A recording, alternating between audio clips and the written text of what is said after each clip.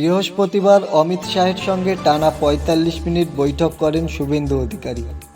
লোকসভা নির্বাচনের পর এটাই ছিল শুভেন্দুর প্রথম শাহী বৈঠক।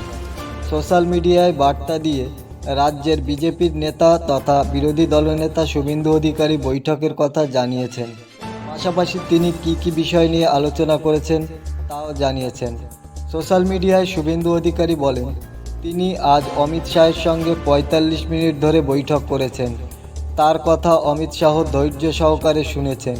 তিনি আরও বলেছেন, গণপ্রহার থেকে শুরু করে কামারহাটি, আড়িয়াদহ, চোপড়ায় তৃণমূল কংগ্রেসের নেতারা যে অত্যাচার করেছে তার কথাও তিনি স্বরাষ্ট্রমন্ত্রী অমিত শাহকে বলেছেন।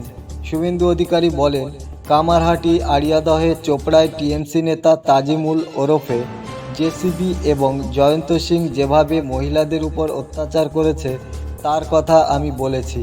শুভেন্দু জানান, তিনি ভোট পরবর্তী হিংসার কথাও বলেছেন।